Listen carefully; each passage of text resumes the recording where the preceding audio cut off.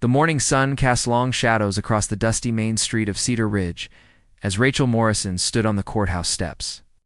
Her few belongings clutched in a worn carpet bag. The town council had spoken their judgment with cold finality. She was no longer welcome in the place she had called home for 3 years. Her crime? Saving the life of an Apache warrior who had collapsed at her clinic door, bloodied and near death.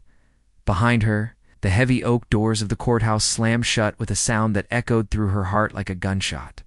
She had known this moment would come eventually. In a territory where hatred ran as deep as the desert wells, compassion was often seen as weakness, and mercy toward the Apache was branded as treason. Rachel's fingers trembled as she adjusted her medical bag. Over her shoulder, everything she had built, here her practice. Her reputation as the territory's only female doctor. The small room above the general store that had become her sanctuary, all of it was being stripped away because she had honored her oath to heal.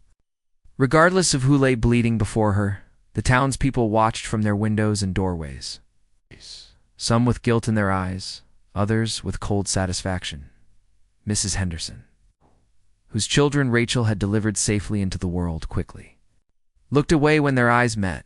Sheriff Garrett, who had once courted her with nervous stammers and wildflowers, now stood with his arms crossed, his badge catching the morning light like a star of judgment. But it was the absence of one face that cut deepest. Captain James Sullivan, the cavalry officer who had stolen her heart 2 summers ago, was nowhere to be seen. Perhaps it was better this way. Their love had always been complicated, tangled in the web of duty and expectation that governed frontier life. Soldier's wife was expected to share his allegiances, and her act of mercy had proven she could never be the woman the army needed her to be. As Rachel began her slow walk toward the edge of town, memories flooded her mind like a river breaking through a dam. She remembered the day she had first arrived in Cedar Ridge, a young woman with a medical degree from Boston, in dreams of bringing healing to the frontier. The townspeople had been skeptical at first.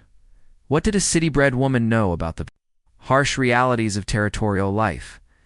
But she had proven herself through long nights delivering babies, treating gunshot wounds, fighting off disease with nothing but skill and determination. And then there had been James. Captain James Sullivan had ridden into town with his regiment on a scorching July day, his blue uniform dark with sweat, his eyes the color of storm clouds. He had been injured in a skirmish with raiders, a bullet wound in his shoulder that had festered during the long ride back to the fort. Rachel had treated him in her clinic, her hand steady despite the way her heart raced every time he looked at her. "You have gentle hands for such dangerous work," he had said as she cleaned his wound, his voice rough with pain and something else she dared not name. "Healing isn't dangerous," she had replied, though her cheeks burned under his gaze. "It's the most important work there is." From that moment, something had bloomed between them like desert flowers after rain, inspected, beautiful, and fragile. James began finding excuses to visit town, bringing his men for routine medical checks, staying for dinner when she invited him, walking with her in the evenings when the desert air cooled and the stars emerged like scattered diamonds. They had talked about everything: his childhood in Virginia, her struggles to become a doctor in a world that believed women belonged in parlors rather than operating rooms, their shared dreams of a future where healing mattered more than hatred. He had kissed her for the first time under a crescent moon, his lips warm and desperate against hers, as if he were trying to memorize the moment before duty called him away again. But duty always did call. The Apache conflicts were escalating, and James was caught between his orders to protect the settlers and his growing doubts about the morality of the campaign. Rachel had seen the change in him, the way his shoulders carried new weight, the shadows that gathered in his eyes after each patrol. "Sometimes I wonder if we're the ones in the wrong," he had confessed to her one night as they sat on her small porch watching the sunset paint the mountains crimson. "These are their lands, Rachel, their sacred places. How can we call them savages when we're the ones driving them from their homes?" She had taken his hand then, feeling the calluses from his sword grip, the tremor of a man questioning everything he had been taught to believe. "You have a good heart, James. Hold on to that, no matter what orders you're given." If only she had known how prophetic those words would prove to be. The Apache warrior had appeared at her clinic 3 nights ago. During a thunderstorm that seemed to shake the very foundations of the earth, Rachel had been preparing for bed when she heard the weak scratching at her door. She had opened it to find a young man, barely more than a boy, collapsed on her doorstep with 3 bullet wounds and a fever that burned like desert fire. For a moment she had hesitated. She knew what helping him would mean: the rumors, the accusations, the price she would pay for her compassion. But then she had looked into his eyes and seen not an enemy, but a human being in desperate need of healing. Her medical oath had spoken louder than her fears, and she had dragged him inside. For 2 days and nights, she had fought to save his life. She had extracted bullets, cleaned wounds, forced water and medicine down his throat when delirium made him thrash against her touch. She had spoken to him in the few Apache words she knew, learned from trading with the peaceful bands that sometimes came to town for supplies. On the 3rd morning, he had awakened with clear eyes and tried to speak. His English was halting but understandable, and what he told her had shaken her to her core. His name was Ayana, which meant eternal blossom, Msusto. And he was not a warrior at all, but a healer like herself, trained in the ancient ways of his people. He had been shot while trying to help wounded soldiers after a skirmish, approaching under a white flag that had been ignored by frightened young recruits. "I know medicine of my people," he had whispered, his dark eyes intense despite his weakness. "Desert plants, healing songs. I only wanted to help. War makes monsters of us all." Rachel had felt tears burning in her eyes as she realized the terrible irony. This young man who shared her calling had been shot for the same compassion that now threatened to destroy her life. They were healers on opposite sides of an impossible conflict, united only by their desire to ease suffering. But the townspeople had discovered Yana's presence when Mrs. Patterson had come seeking treatment for her rheumatism and spotted him through the clinic window.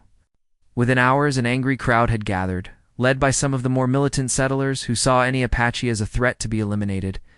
"You're harboring the enemy?" shouted Bill Crawford, a rancher who had lost livestock to raiders. "How do we?" "No, he's not a spy.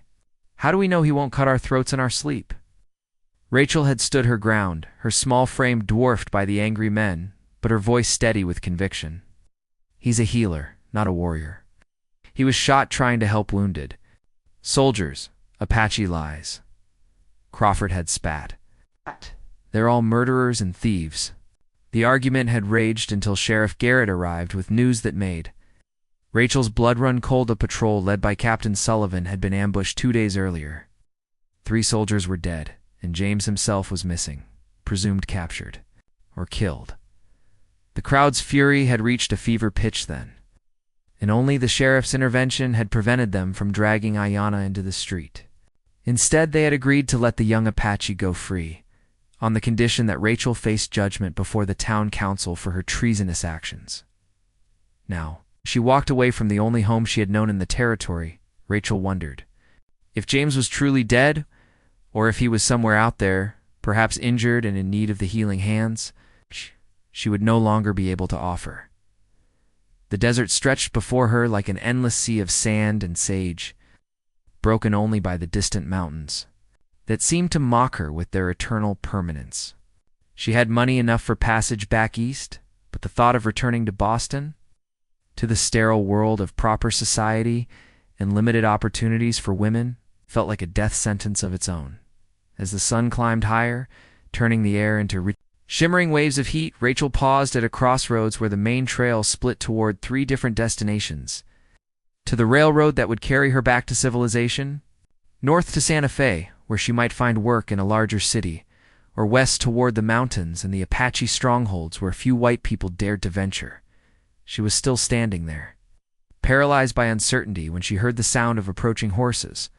A dust cloud rose on the horizon, and soon she could make out riders, not the blue uniforms of cavalry, but something else. As they drew closer, her heart began to race with a mixture of fear and impossible hope. The riders were Apache warriors, at least a dozen of them, but they rode with banners of truce, and their weapons were sheathed. At their head rode an older man with silver threading through his black hair, and eyes that held the wisdom of years spent watching the world change. Around him, Beside him, to Rachel's amazement, rode Ayanna, looking weak but alive. The group stopped before her, and the older man dismounted with the fluid grace of one born to the saddle. He approached slowly, his hands visible and empty, and when he spoke, his English was careful but clear. "You are the woman who saved my grandson's life," he said, his voice carrying the weight of authority. "I am Chief Nantan, leader of the mountain bands. Ayanna has told me of your courage, of how you risked everything to heal him when others would have let him die." Rachel found her voice, though it trembled with emotion. "I only did what any healer should do. Life is sacred, regardless of the color of one's skin or the language one speaks." Oh. The chief nodded slowly, his weathered face thoughtful. "My grandson also told me of the soldier you spoke of, the one with storm-colored eyes who questions the justice of this war. We know of this man. We have him." Rachel's heart stopped. "Captain Sullivan? He's alive? Alive but wounded? His patrol was attacked by angry young warriors who lost family in the last raid on our village. I was able to stop them from killing him, but his wounds are beyond our healing. He needs the medicine of your people." The world seemed to tilt around Rachel as she processed this information. James was alive but hurt, held by the Apache in their mountain stronghold. The irony was not lost on her. The man she loved was now dependent on the very people the army had branded as enemies. "Why are you telling me this?" she asked, though her heart already knew the answer.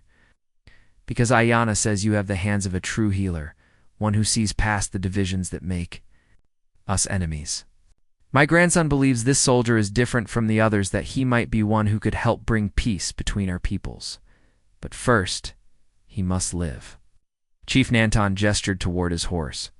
"Will you come with us? Will you save the life of this soldier as you saved my grandson's?" Rachel looked back toward Cedar Ridge, now nothing more than a smudge on the horizon. The town that had cast her out for showing mercy was already becoming a memory, while before her lay a chance to save the man she loved and perhaps bridge the gap between two worlds at war. But even as hope bloomed in her chest, practical concerns crowded in. "They'll call me a traitor for certain if I go with you. I'll never be able to return to any white settlement." The chief's eyes softened with something that might have been understanding. Sometimes the greatest courage is found in walking away from a world that has no place for one's true nature. "You are a healer, woman of the white people. In our world, healers are honored above warriors, for life is more precious than death." Ayanna spoke then, his young voice still weak, but filled with conviction. "The captain spoke of you while he was delirious with fever. He called your name, spoke of gentle hands, and a heart that could heal more than bodies. This is a man who loves deeply. Do you not love the same way?" Tears stung Rachel's eyes as she thought of James lying wounded somewhere in the mountains, perhaps calling her name in his delirium, not knowing that she had been cast out for the very compassion that might now save his life. "If I come with you," she said slowly, "and if I can heal him, what then? He's still a soldier. You're still? Well, his people and yours are at war." Chief Nantan was quiet for a long moment, his gaze moving from Rachel to the distant mountains that held his people's future. When he spoke again, his words carried the weight of prophecy. "War comes from misunderstanding, from fear of what is different. But when hearts are changed, when people see the humanity in their enemies, then peace becomes possible. Perhaps this soldier and this healer can show both our peoples that another way exists." The choice before Rachel was more than just a decision about James's life. It was a choice about what kind of person she wanted to be, what kind of future she wanted to help create. She could return to the safe, narrow world of Eastern medicine, where she would never again have to choose between her oath and society's expectations. Or she could step into the unknown, following her heart and her calling into a world where healing mattered more than hatred. She thought of James's words that night on her porch about holding on to his good heart no matter what orders he was given. Now it was her turn to hold on to her own heart, to trust in the power of compassion even when it led her into the wilderness. "I'll come," she said, her voice growing stronger with each word. "I'll do whatever I can to save him." Chief Nantan nodded with approval, and several of his warriors moved to help her mount a spare horse. As they prepared to ride into the mountains, Ayanna guided his horse close to hers. "You should know," he said quietly. "The captain fought his own men when they wanted to fire on our healers who came under the white flag. He took a bullet defending us. This is why some of our young warriors wanted him dead. They could not believe a white soldier would choose honor over orders." But the chief saw the truth in his actions. Rachel's heart ached as she imagined James standing against his own men, choosing to protect Apache healers even at the cost of his own safety. It was exactly the kind of moral courage that had made her fall in love with him, exactly the kind of action that would brand him a traitor in the eyes of the army. As they rode into the foothills, leaving the flat desert behind for the pine-scented air of higher elevations, Rachel realized that both she and James were now exiles from their own people, bound together by their refusal to let hatred overrule their humanity. Perhaps that was fitting. Perhaps love could only truly flourish when it was freed from the expectations and prejudices of others. The Apache stronghold was hidden deep in a canyon that could only be reached by narrow trails known to few. They rode through the natural fortress. Rachel saw a thriving community, not the savage encampment described in army reports, but a village of families, children playing in the shadows of red rock walls, elders sharing stories around carefully, tended fires.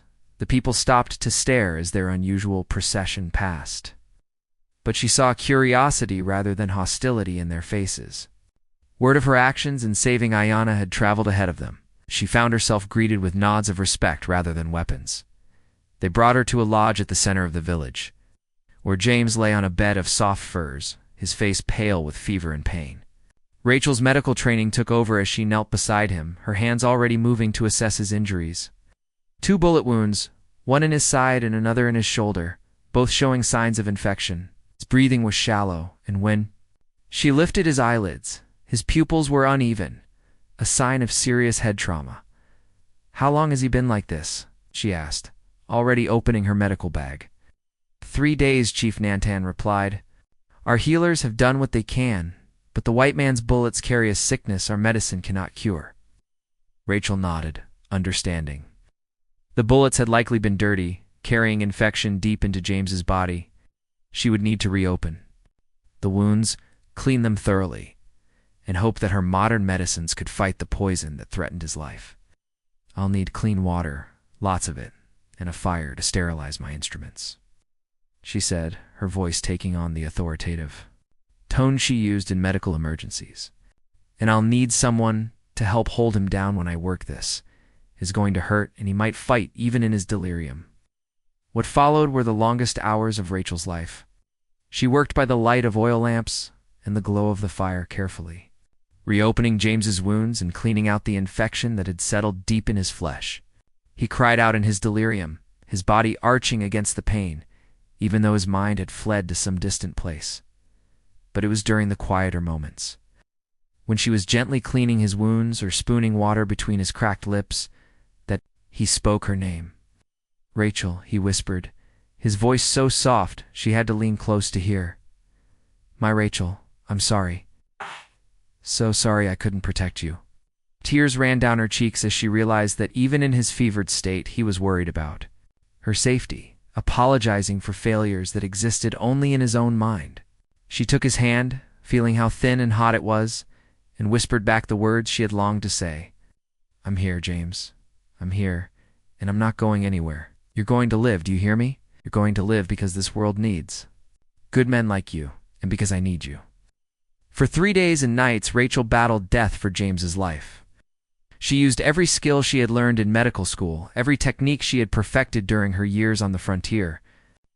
The Apache healers helped in their own way, bringing herbal teas that eased his fever and singing soft healing songs that seemed to comfort his restless spirit. On the 4th morning, James's fever finally broke. His eyes opened clear and focused. For the first time since his injury, and when they found Rachel's face, they filled with wonder and confusion. "Am I dead?" he asked, his voice hoarse from days of delirium. "Is this heaven? I always thought if I made it to heaven you'd be there." Rachel laughed through her tears, relief flooding through her like cool water in the desert. "No, you're very much alive, though you gave me quite a scare." You're in an Apache village, and I've been playing nursemaid for the past few days. James tried to sit up, then groaned and lay back down as pain reminded him of his injuries. Apache village. How did you... Why are you... Understanding dawned in his eyes. They told me you saved an Apache healer. The town turned against you, didn't they? It doesn't matter now, Rachel said, smoothing his hair back from his forehead. All that matters is that you're alive. But James's face was troubled. It does matter, Rachel. Don't you see? They'll never let you go back, and I can't return. To the army, I drew my weapon on my own men to protect Apache healers. They'll court-martial me if I'm lucky, shoot me as a deserter if I'm not. The weight of their situation settled between them like a stone.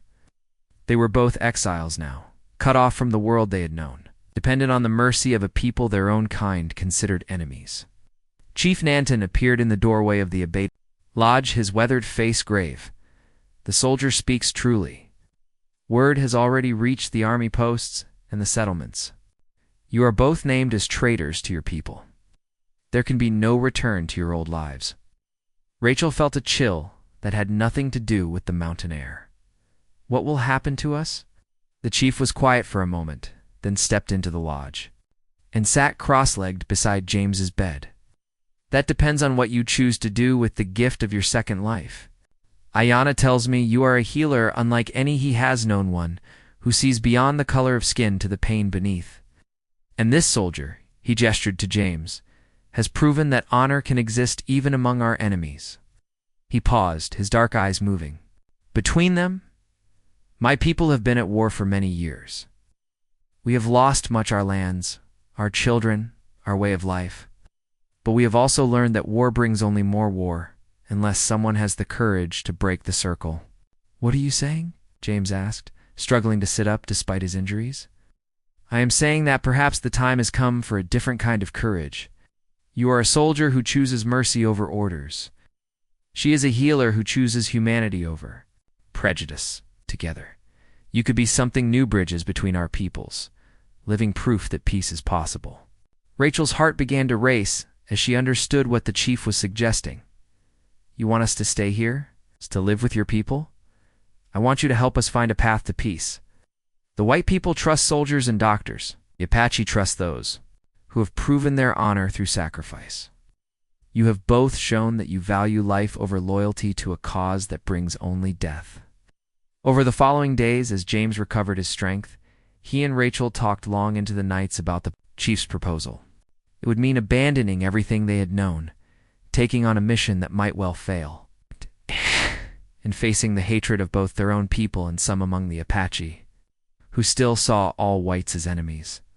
But it would also mean being together, using their skills to heal rather than harm, and perhaps playing a part in ending a conflict that had already cost too many lives. Are you afraid? James asked one evening, as they sat outside the lodge, watching the stars emerge in the clear mountain sky. Terrified, Rachel admitted. But I'm more afraid of going back to a world where saving lives is considered treason, and loving you is seen as a betrayal of my people. James took her hand, his fingers intertwining with hers. Then we'll face this together. We'll build something new, something better than the hatred we left behind. Their first test came sooner than expected. A group of young Apache warriors, still burning with anger over recent losses, challenged the chief's decision to harbor white refugees. They demanded that James and Rachel be turned over to the army as proof of the tribe's good faith, or failing that, be executed as spies. The confrontation came to a head during a council meeting where the entire tribe gathered to debate their guest's fate. Rachel and James sat in the center of the circle, surrounded by faces that ranged from curious to hostile, their future hanging in the balance. The leader of the hostile faction, a fierce young warrior named Cochis, spoke with passion about the crimes committed against their people. How can we trust those who have taken our children from us? How can we believe their promises of peace when their armies still hunt us like animals? His words found support among some of the younger men, and Rachel felt the mood of the crowd shifting against them. But then Ayana stood, his slight frame dwarfed by the warriors around him, but his voice carrying clearly in the still air. You speak of our children, he said, but this woman risked everything to save my life when she could have let me die. And this soldier took bullets defending our healers when he could have followed orders. They've proven their loyalty not with words, but with blood. An old woman in the crowd stood next, her face lined with years of sorrow. I have lost 3 sons to this war, she said, her voice cracked with grief. 3 sons who will never again sing around our fires or bring me grandchildren. I am tired of hatred. I am tired of watching our young men ride out to die for pride. If these 2 can show us another way, then I say we should listen. One by one, others stood to speak. Some supported Cochus's call for vengeance, but more spoke in favor of giving peace a chance. The debate raged for hours, passions running high on both sides until Chief Nantan finally called for silence. We have heard all voices, he said, his authority absolute in the sudden quiet. Now we must choose. Do we continue on the path of war, where each death demands another death in return? Or do we have the courage to try something new? He turned to face Rachel and James directly. You say you want to help us find peace, but peace requires sacrifice from both sides. Are you willing to pay the price that true peace demands? Rachel stood, her heart pounding but her voice steady. We are willing to do whatever it takes. If that means living among your people, learning your ways, and serving as intermediaries with our own kind, then yes. If it means risking our lives to carry messages between enemies, we'll do that too. James struggled to his feet beside her, still weak from his injuries but determined to stand with her. I've seen enough war to last several lifetimes. I've seen good men die for causes they barely understood, and I've seen the fear in children's eyes when soldiers approach their homes. If there's a chance, even a small one, to end this cycle of violence, then I want to be part of it. The council voted that night, using the ancient traditions of their people. When the count was finished, the decision was clear. Rachel and James would be given sanctuary, but they would also be given a mission. They would work to establish communication between the Apache and the territorial government, seeking a path to peace that honored the rights of both peoples. It was dangerous work. Rachel found herself traveling between Apache villages and white settlements, carrying messages and trying to build trust where none had existed before. She treated the sick and injured on both sides, slowly earning a reputation as a healer who could be trusted regardless of politics. James, when his injuries healed, began working with Apache scouts who knew the terrain and the movements of both armies. His military knowledge, combined with his new understanding of Apache tactics and motivations, made him invaluable in predicting and preventing conflicts before they could escalate into bloodshed. But it was their love that truly changed hearts. Seeing a white woman and a former cavalry officer living peacefully among the Apache, working for understanding rather than dominance, began to shift perceptions on both sides. They became living proof that the 2 peoples could coexist, that honor and compassion were not limited by the color of one's skin. Months passed, then a year. Small successes built into larger ones. A peaceful trade agreement here, a prisoner exchanged there, gradually cooling tensions that had burned for decades. Rachel established a clinic that served both communities, while James helped train a new kind of scout force made up of both Apache and former soldiers who were committed to keeping the peace. Their wedding took place on a ridge overlooking both the white settlements and the Apache stronghold, performed by both a Christian minister and an Apache holy man. It was a small ceremony most of their white friends had long since turned away from them, but it was witnessed by representatives of both peoples who had learned to see beyond old hatreds. As Rachel spoke her vows under the endless western sky, promising to love and honor the man who had chosen her over duty, over safety, over everything his world had taught him to value, she thought of the journey that had brought them to this moment. They had both lost everything they thought. They wanted only to find something far more precious in the wilderness of their exile. I take you not just as my husband, she said, her voice carrying clearly in the thin mountain air, but as my partner in building a world where love matters more than loyalty to the wrong causes, where healing is valued over hatred, and where 2 peoples can learn to see each other as family rather than enemies. James's voice was rough with emotion as he made his own promises. I take you as my wife, my partner, and my conscience. Together, we'll prove that courage isn't found in following orders or conforming to expectations, but in standing up for what's right even when the whole world calls you wrong. The sun was setting as they kissed, painting the sky in shades of gold and crimson that seemed to bless their union. In the distance, Rachel could see smoke rising from both Apache fires and the chimneys of white settlements, to communities that were slowly learning to live as neighbors rather than enemies. Their work was far from over. Peace was a fragile thing that required constant tending, like a desert flower that could bloom only with the most careful care. There would be setbacks, moments when old hatreds flared,